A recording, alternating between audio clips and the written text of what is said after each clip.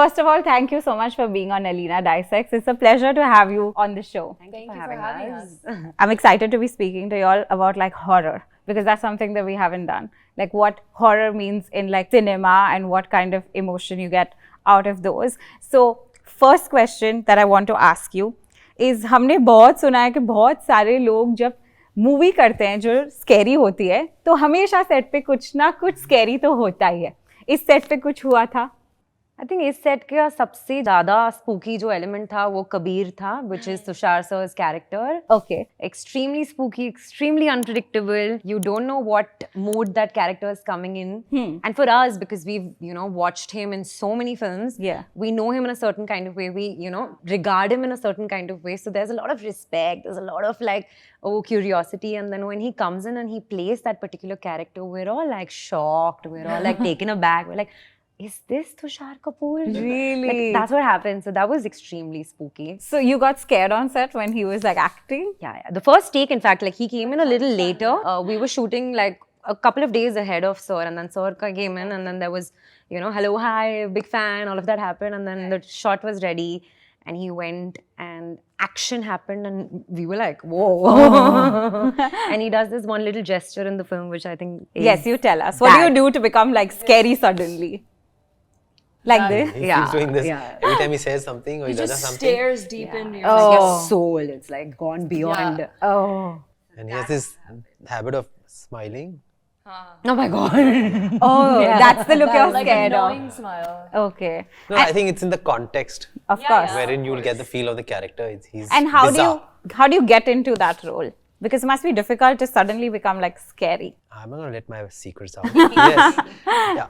I have my ways and means of trying to internalize the character that I'm doing, but he is unique. He has had a unique experience in his life prior to coming into the house and indulging in these shenanigans with these boys. He's had a traumatic past and some incidents have happened to him, which is why he's a bit unusual. Okay. One has to just feel like you're in the shoes of Kabir, and one has to you have to hunt into your own past and try to, bring back incidents to make you warm up to what Kabir is going through, and bring a part of your own life into it. And thereafter, I think the scenes speak for themselves.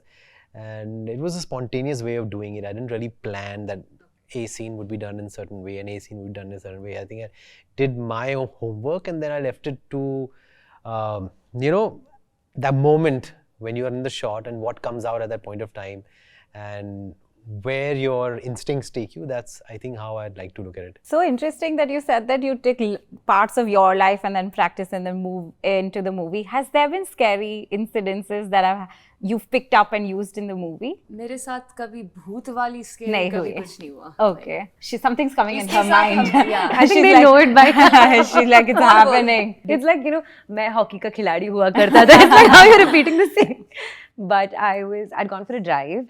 This is in Bandstand, and there's this particular bungalow which remains unconstructed because there is some sort of a paranormal connection I've to heard it. of this. Right? I think everybody who's lived in and around Bandra Jhukhar is aware of that particular place. My friend and I had gone for a drive over there, and there was a phone call that came, so he happened to stop right beside the bungalow, and then I was just sitting and I happened to turn. And I saw this floating white sari clad some sort of an element. And I swear to God, I'm not making this up because I'm promoting a horror comedy film. That happened. And then we were like panicking and we tried to start the engine of the car. Didn't happen. Hanuman Chalisa came out of my mouth because we've been taught since childhood that bhoot voot aage ba jo hoega to please Hanuman Chalisa bolo. And then we went ahead and kind of like decluttered our brains just to realize what the has happened with us. So that was one incident. After that, never. No, nothing like that. That's scary though. I would have like been Died. very, yeah. It's unconventional.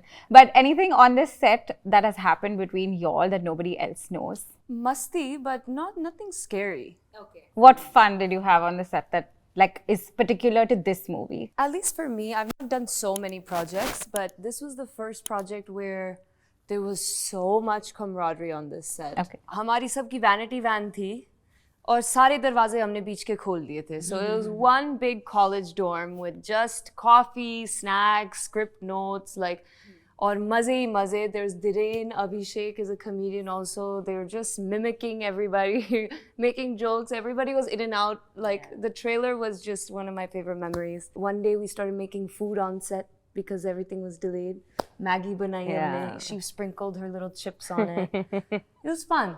And what has been the most difficult part about doing the movie? I think shooting in Faridabad with the kind of pollution Okay. was extremely difficult, and also we were shooting in this particular house which, because it's a horror sort of a film, so you had to make it look really like बहुत ज़्यादा लुबान चलता था उस घर के अंदर, and plus the pollution. So by the time we went back home, we were like drenched. Black. Yeah, we were black. Yeah. Tar would come out of places it shouldn't and stuff like that. So not very friendly atmosphere, especially because of the pollution. Oh, interesting. Tushar, I wanted to ask you that what is the most scariest thing in real life for you? The uncertainty of life. Off late, everything is very uncertain and everything is very fluid, and one day you're feeling up and one day you're feeling down. I think things used to happen even in the past, but I think there used to be a lot of gap between two unconventional incidents or two extraordinary incidents. But now I think that time factor has shrunk and things are changing rapidly every now and then with social media. Everything has become even more unpredictable. So that's, I think, the scary part about life is that you don't know what's in store for you next. That's what I find. How do you deal with that? Do you keep yourself away from social media and news? I keep myself a little away from my phone. I take a break. I do a lot of meditation sometimes, and I spend a lot of time with my son. I focus on my life and how I can enhance my life and do my best with regards to what I need to be doing at that point of time, and then just leave the rest to the universe to decide rather than trying to control things. I think we all tend to want to hold on to anything that's good or anything that makes us feel like, okay, this is right for me. But it's all going to unravel and it's going to... So there's no point trying to control it. That's true. Easier said than done, but the effort is no, there. I feel like certain tricks, if you do, it can help you. Like social media, spending time with your family, things like that, then just help you manage it. Yes. I read the newspapers. I don't watch the news. I look at the news a lot, but I also tend to do the old school things and like reading the newspaper or just listening to music and spending a lot of time with myself. Right. And I had one more question for you. When you were doing Golmaal, and I think this every friend of mine has said to ask you on my behalf. When you were doing it, you had a language of your own in that movie. Was it something that आपने सोच के words या जो भी उसका था language आपने use किया या आपने कुछ भी बोल दिया? No. I did a workshop. Okay. With a theatre actor. Okay. And his name is Vikas, and he had played that same character in Marathi, in the Marathi version of Golmaal called All the Best, and on stage. So he trained me and we worked out the body language, the expressions and the voice modulation of this character, because he'll try to be even more expressive because he can't be heard. Right. He can't articulate his phonics. So he will express a little more. He'll maybe have a higher pitch in his voice quality, and the body language will be a little more enhanced because he's differently abled, but he's no less than the others. So that quality he wanted to bring out. So I did 3 weeks of a workshop. So I thought it was just you're saying it by yourself, not like a particular language. I had to train like a repeat. singer because Ajay has a very high bass in his voice, and Arshad has a little more, he's a little higher note. Sharman is a little even higher. So they wanted me to be even higher than that so that we all have different tonalities to our voice. Yeah. That's something we didn't know. I know, right? Did you know that? Like, I don't think, that's why I had to ask. I said, I need to know how it... So if today you had to say a sentence to me, you will be able to say it because there's a tone to it. Yeah, I keep doing it. I mean, keep showing a little bit of that. Do people understand if you say it? They do sometimes. I try to make it a little more understandable, but because they know what I'm translating. But other than that, I think sometimes people, especially kids, enjoy trying to decipher what I'm trying to say. It is fun. Yeah. I hope so. No, I understand. I had to ask this question because I was there has to be lots of like practice that goes into it. Also, I wanted to ask you that OTT now, with OTT coming into picture, there's a lot of dismantling of the audiences. आपको लगता है कि OTT की वजह से theatre में लोगों को आने में थोड़ा ज़्यादा difficult हो रहा है? it's harder to get people Habits to have come? definitely changed. Why be politically correct? Frankly speaking, habits have changed post-pandemic, and people are waiting to go to theatres for something that they are sure about. They're not taking that chance. That default audience that goes and watches every film, including myself, I used to go twice a week. That has changed. Our own habits have changed. Yes. We are the audience. We can't blame another group of people. It's us. We go much lesser to the theatres but it's become an extreme because the big ticket films that are awaited, there's a huge, even greater audience than before to go and watch it, because people are going so less that when they go in full force. Yeah, then you want to see something that's worth the time, because otherwise you can watch it at home. Watch it at home. So it's become harder to get people to the theatres, but the habit of going to the theatre, it's in our bloodstream. We are movie watchers by birth. That will never change. That's a cultural phenomena in India, and that's not going to change. That's not going to go away. It changes, but it doesn't go away. And I feel like now, how the film is, what the story of the film is, matters a lot more than who is in the film or who has made the film, because it's the first 3 days that people go and watch, and the biggest of films sometimes don't end up working at the box office because inherently it's not a good film, right, for the audiences. Similarly, a very like an underdog sort of a film might just do wonders. It's only because of the word of mouth. Like, it's the people that are going and telling the others that, oh, I watched this film, I think you should go and watch it. So now it's just completely based on the story of the film. That's true. That's why even OTT content is working so much more, because they're able to tell a lot more stories than the budgets you require for a regular Hindi movie. Yeah, but I feel OTT also, some shows have like I feel massive budgets. But also, I feel like OTT also somewhere we've gotten a little lazy. I feel like we have to give writers due credit, and we need to give them space and resources to really do their job, because at the heart, they are cinema. They are the people that are going to be writing these stories that people are going to come to. And I feel like same thing happened with OTT, which is in the beginning you had amazing stuff, which is why everybody jumped on that bandwagon.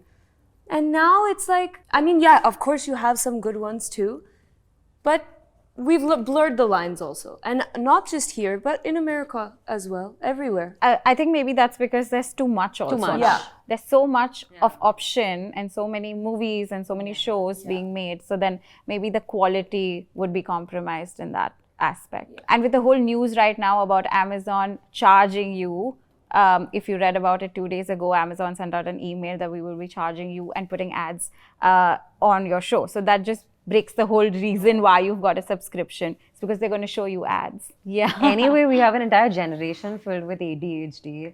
And then it's so difficult to sit through an entire film, let alone have another platform put ads in between just to distract you even further. I mean, we went to Amazon so that we don't look at the ads, and now they're coming there also. And Tushar, is there something in the early 20s about movies that you miss and you wish that was the same today? I think the comic genre needs to come back. I think when I came into the film industry, just Hera Pheri had come in, and then this whole, there was a barrage of comedy films, and they all did well. And 10, 12 years that lasted, and then trends changed, and it went on to biopics and true crime, docudramas, then the OTT came in. So comedy took a beating, but I think now in the last couple of years with horror comedy coming in, I think it's a nice reboot to the comic genre. So things are looking up for comedy films again, and I want that to come back, of course, because we had enough of dark stuff, thrillers. Although they are wonderful, I'm a huge fan of them.